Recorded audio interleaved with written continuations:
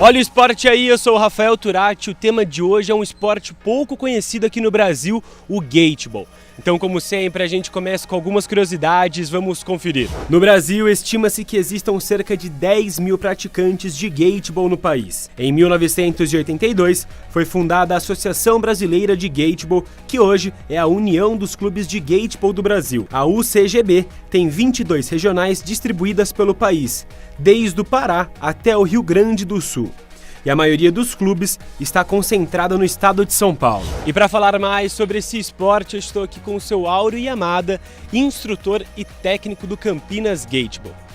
Seu Áureo, apesar do nome Gateball ser em inglês, né, com a junção das palavras gate, que significa portão, e ball, que significa bola, essa modalidade é de origem japonesa, é isso mesmo? Sim. Na verdade, essa modalidade esportiva surgiu no pós-guerra no Japão. E quem foi idealizador foi um professor do primeiro grau que queria criar algum entretenimento para as crianças, no pós-guerra, naquela miséria toda. Então, para poder dar um pouquinho mais de conforto, interagir socialmente, foi criado isso aí na década de 40, final da Segunda Guerra. E o Gateball chegou no Brasil pelos imigrantes japoneses, mais ou menos no final dos anos 70, né? Exato. Foi trazido principalmente pela leva de imigrantes do pós-guerra, os da primeira geração, que trouxeram essa modalidade esportiva e isso acabou se difundindo pelo Brasil inteiro, mas sobretudo dentro das comunidades japonesas. Tanto é que as grandes agremiações do Gateball aqui no Brasil estão confinadas nas associações nipo-brasileiras. Como você falou no início, o esporte foi criado, né, para o entretenimento das crianças, mas caiu mesmo no gosto dos idosos, né? Sim, é verdade.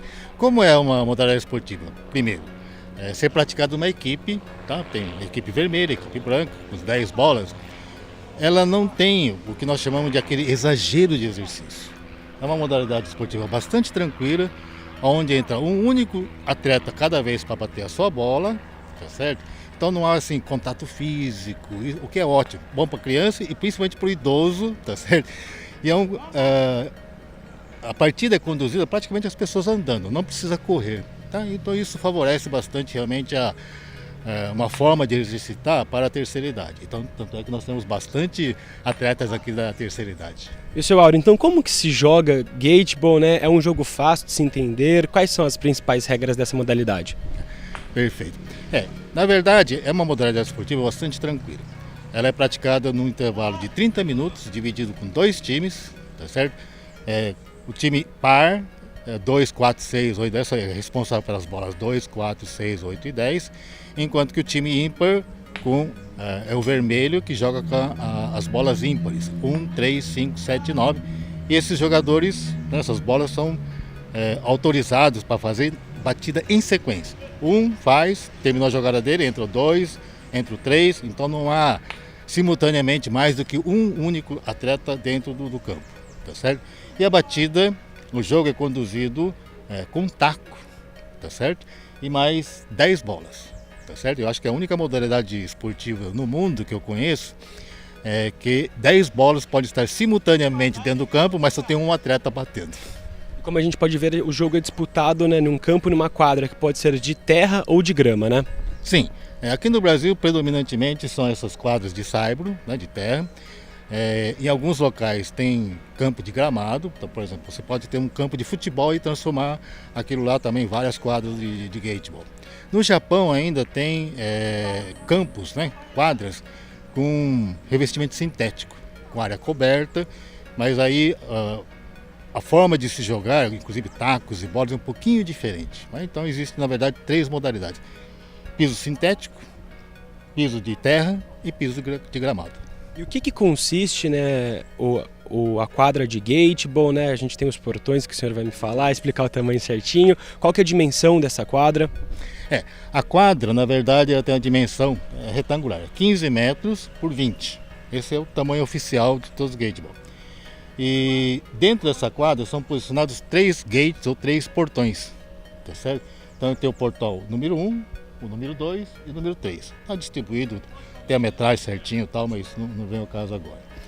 E a estratégia... tem uma outra coisa. A área inicial, onde se começa a partida, é sempre a área inicial ou início de partida. No caso, vai ficar atrás do gate número 1, não, do portal número 1. Obrigatoriamente tem que passar por ali. A bola é chamado, o atleta é chamado em sequência e somente entra no jogo depois que ele conseguir passar o primeiro gate. Aí ele entra no jogo. Enquanto ele não conseguir passar pelo primeiro gate, ele tem que esperar a vez dele e tentar passar o primeiro gate. E como que funciona a pontuação, né? Qual que é o objetivo do jogo? Como que se ganha uma partida de gateball, seu Áureo? Perfeito. Então, como eu disse, existem os 3 portais, os gates. Cada vez que a bola passa por um gate, e sempre na sequência, 1, 2 e 3, a cada passagem desses gates, a bola ganha 1 ponto. Passou o gate número 2, segundo ponto, terceiro gate. E a bola, a última tacada que ele pode fazer, é acertar aquele pino central, fica bem no centro, aí ele ganha mais 2 pontos. Quer dizer que o total de pontos que uma bola pode conseguir são 5 pontos, tá certo? E aí a ideia é, durante esse intervalo de período de 30 minutos, o time, né, que fizer maior número de pontos é o time vencedor. E cada equipe tem um capitão? Como que funciona isso? Verdade.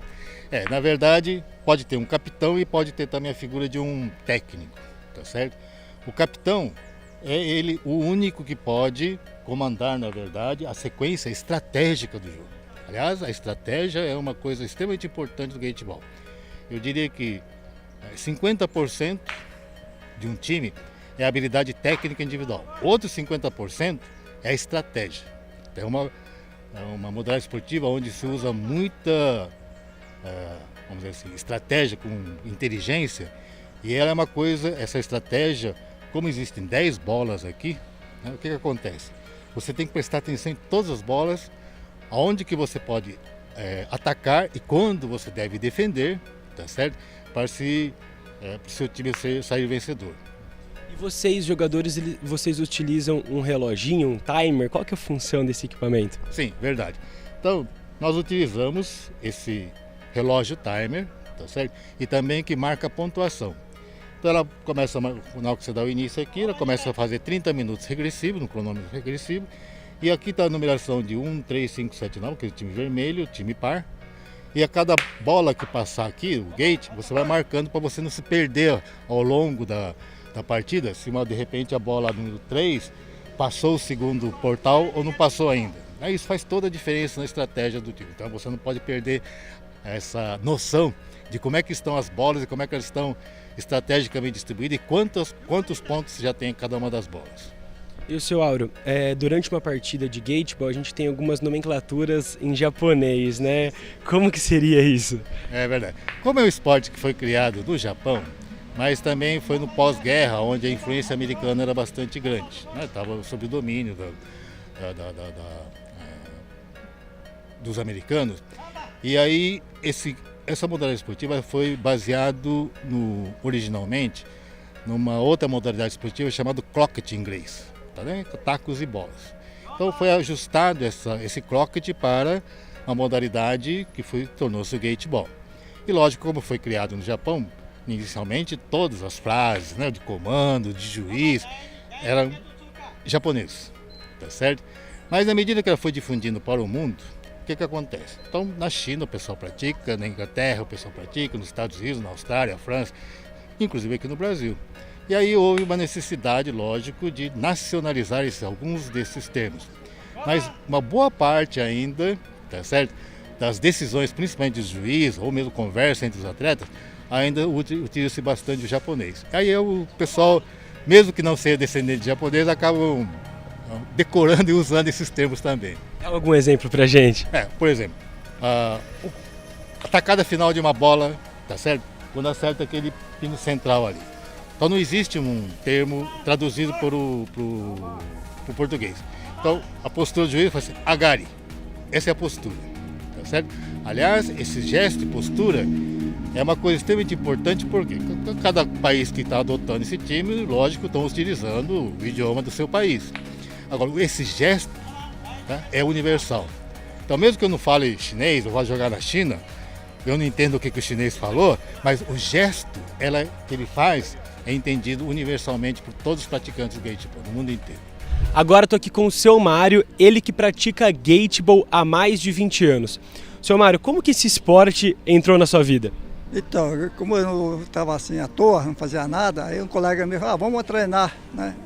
Aí vim treinar aqui, todo sábado à tarde a gente vinha aqui, treinava, aí com uns 3 meses só treinando, 3, 4, 5 meses treinando só.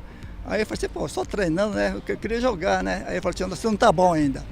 Né? Aí quando eu fiquei mais ou menos, aí eu falei, então agora vamos levar você para jogar, né? Aí gostei. Aí não parei mais. Galera, tô aqui com a Amália, ela que é a única jogadora do Campinas Gateball que não é descendente de japonês e nem casada com japonês. Ô, Amália, como que você conheceu o Gateball? Eu conheci através de uma amiga que trabalhávamos juntas, né? Eu fui dentista e ela indicou. Comecei no Ibirapuera e a partir daí vim para cá também e pratico até hoje. Você praticava outros esportes antes? O Gateball foi o seu primeiro? Como que foi isso? Não, é um pouco do tênis, né? Mas eu fico no Gateball devido a problemas de joelho, né? Nesse momento eu estou só com o Gateball. Sua paixão de hoje em dia? Isso, com certeza. Pessoal, eu tô aqui com o seu Shigeru, ele que conheceu a modalidade através da irmã. Como que foi isso, seu Shigeru? Bom, a minha irmã insistia que eu viesse jogar, né? E eu achava que era esporte de pessoas idosas, né? Eu não me considerava tão idoso assim, não vinha. Aí, de tanto ela insistir para satisfazer a vontade dela, eu vim. Aí, nunca mais eu parei, eu achei esporte interessante, super excitante, onde, assim, por exemplo, você pode montar um time com 3 gerações de familiares. A mãe, pai, a esposa, ele e mais o filho, entendeu? É o único esporte onde você pode montar um time familiar com 3 gerações. Isso eu acho muito interessante. Para você, o que é o mais legal do Gateball, o mais gostoso dessa modalidade? Bom, eu sempre gostei de mira, de caça, alguma coisa, né? E me lembra um pouco, porque você mira na bola, mas fora isto, existe a estratégia, né? Que você tem que montar toda a estratégia, segue o capitão e o capitão monta a estratégia, e é assim bastante interessante. E também a confraternização, os amigos, né? Você sempre poder vir. E tem uma expressão em japonês que chama Kichigai, né? Kichigai em japonês é louco. Ou seja, aqui são todos loucos, né? Porque o pessoal joga de segunda a sexta, né? Fora os torneios que participam no sábado, domingo. Então eu me considero também um Kichigai. Por isso que eu acho fascinante, eu gosto. Não vive mais sem. Eu acho que é difícil, né? Então a gente vive, respira Gateball, basicamente.